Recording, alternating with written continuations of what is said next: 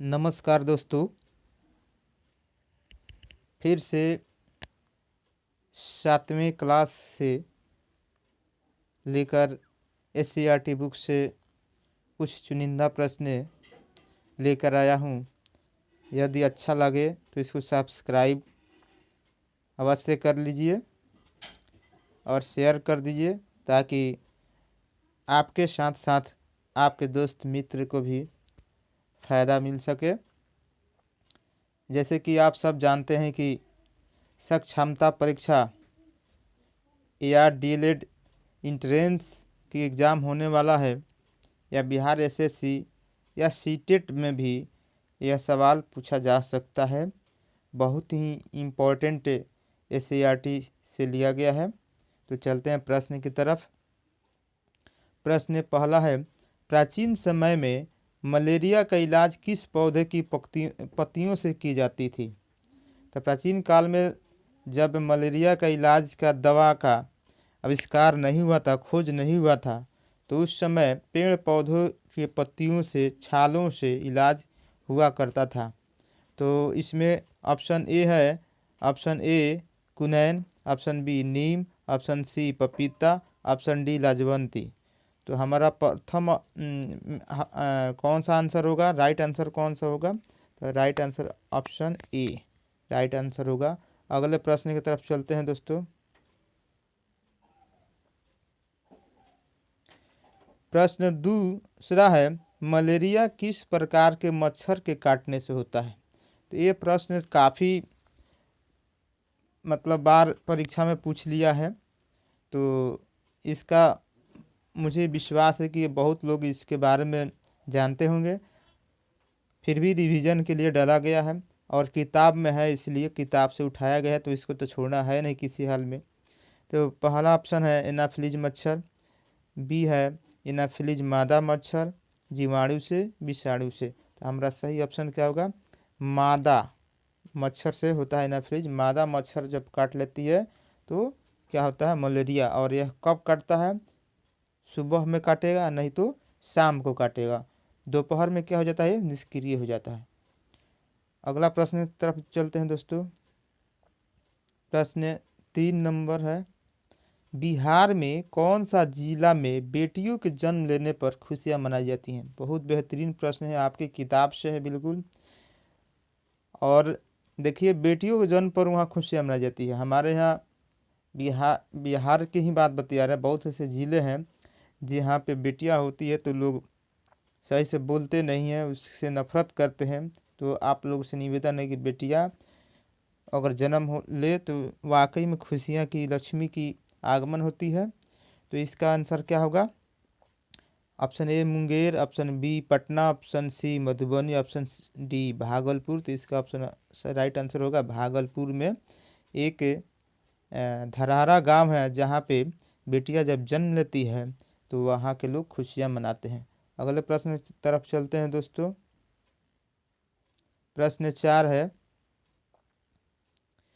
गर्मी में किस प्रकार के फसल लगाई जाती है? जी बिल्कुल, गर्मी में किस प्रकार की फसल लगाई जाती है? खरीफ, रबी, जायद या इनमें से कोई नहीं? तो खरीफ जो होता है बरसात के दिनों में लगाई जाती है, और रबी जो होते हैं वो शीत ऋतु में लगाया जाता है, और जायद जो फसल है वो गर्मियों में लगाया जाता है, जायद। तो ऑप्शन सी राइट आंसर होगा, जायद। अगले प्रश्न की तरफ चलते हैं दोस्तों। माचिस की डिब्बी पर कौन सा रसायन लगा रहता है? बहुत बेहतरीन प्रश्न है और ये परीक्षा में बहुत बार पूछा गया है। ऐसे ऐसे क्वेश्चन को बार बार रिवीजन में रखना चाहिए। बहुत इंपॉर्टेंट क्वेश्चन है। माचिस की डिब्बी पर कौन सा रसायन लगा रहता है? और एक सवाल बनता है कि माचिस के तिल्ली पर कौन रसायन लगा रहता है? तो यहाँ ध्यान देने की बात है कि पोटेशियम क्लोरेट है, नहीं।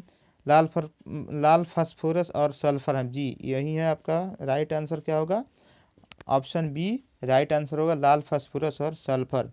श्वेत फास्फोरस नहीं है, पीला फास्फोरस नहीं है। तो अगले प्रश्न की तरफ चलते हैं दोस्तों। आज फटाफट नज़र में देखेंगे जल्द से जल्द। माचिस की तीलियों पर कौन सा रसायन लगा? देखिए माचिस की तीली पर भी आ गया, तो इसमें कौन सा ऑप्शन होगा आपका? पोटेशियम क्लोरेट होता है। ऑप्शन ए राइट आंसर होगा। अगले ऑप्शन की तरफ चलते हैं दोस्तों। प्रश्न 7 हो गया कि माचिस का निर्माण किसने किया? देखिए बहुत बढ़िया प्रश्न है। माचिस का निर्माण किसने किया?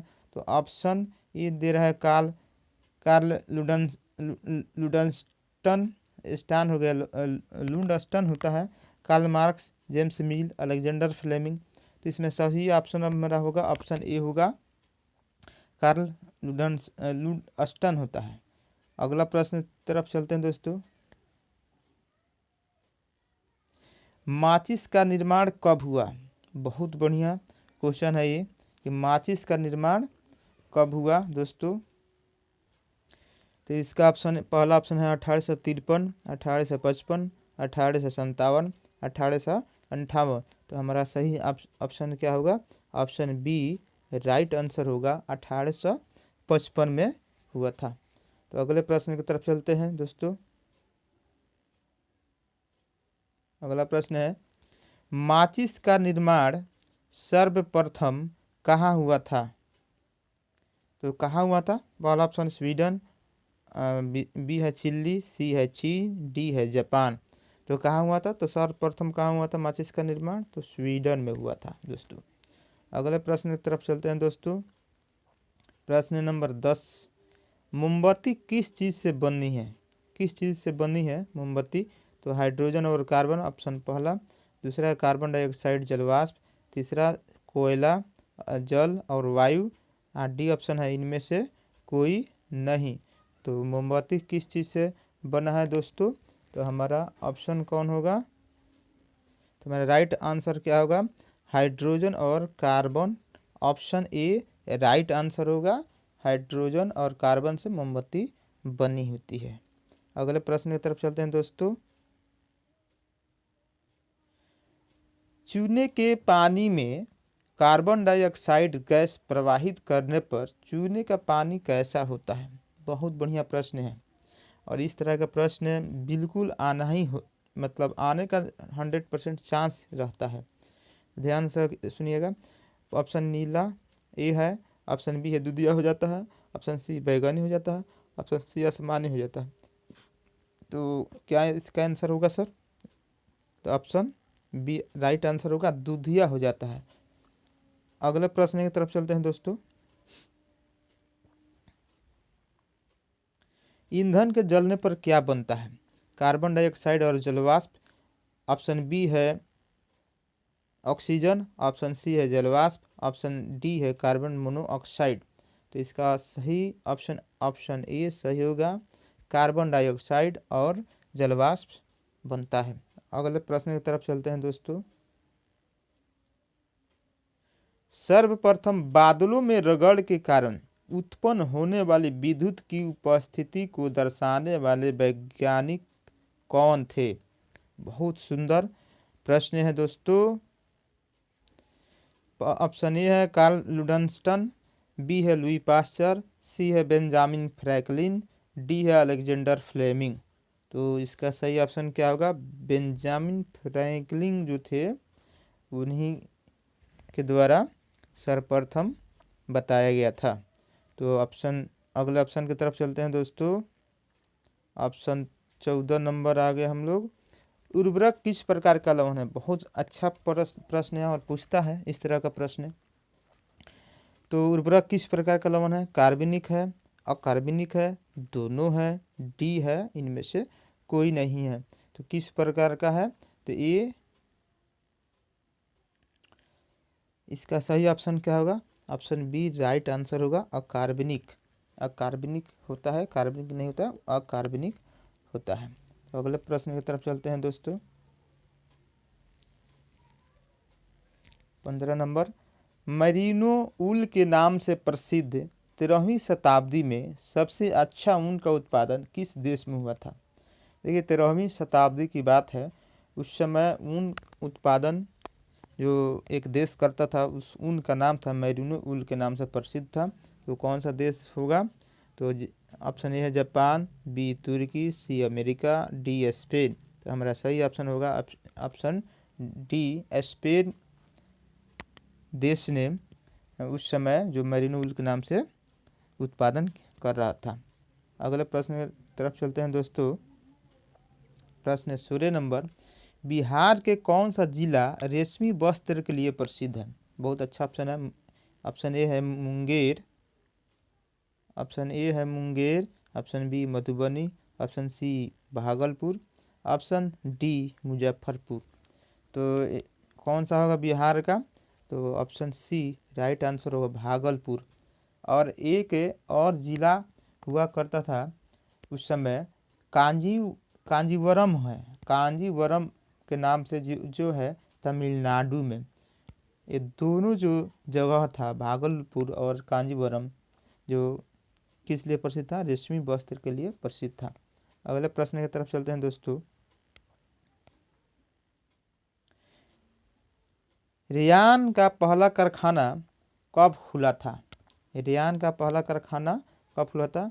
तो ऑप्शन ए है 1945, 19 बी है 1946, ऑप्शन सी है 1947, ऑप्शन डी है 1944। तो हमारा सही ऑप्शन होगा 1946 होगा, जो जब कारखाना खुला था रेयान का। अगले प्रश्न की तरफ चलते हैं दोस्तों। बहुत इंपॉर्टेंट क्वेश्चन है ये सब टोटल। रेयान का पहला कारखाना कहाँ खुला था? देखिए बहुत सुंदर प्रश्न आ गया कि रेयान का जो कारखाना खुला था वो कहाँ खुला था। तो ऑप्शन दिया है कर्नाटक, केरल, आंध्र प्रदेश, तमिलनाडु। तो कहाँ खुला था? केरल में रेयान का पहला कारखाना खुला था। और कब खुला था? तो 1946 में। अगले प्रश्न की तरफ चलते हैं दोस्तों। प्रश्न नंबर 19, बहुत इंपॉर्टेंट सवाल। नायलॉन का निर्माण किस पदार्थ से बनता है? बहुत ही इंपॉर्टेंट सवाल है, आपके सीआरटी में दिया हुआ है। ऑप्शन ए है कोयला, जल और वायु, सेलुलोज और जल और वायु, कोयला, सेलुलोज और जल, जल वायु चूना। तो ऑप्शन ए हमारा जो होगा राइट आंसर होगा, कोयला, जल और वायु के मिश्रण से नायलॉन का निर्माण होता है। अगले प्रश्न की तरफ चलते हैं दोस्तों। प्रश्न 20 नंबर, सेल्यूलोज के रासायनिक क्रियाओं द्वारा क्या प्राप्त होता है? देखिए बहुत बढ़िया प्रश्न है।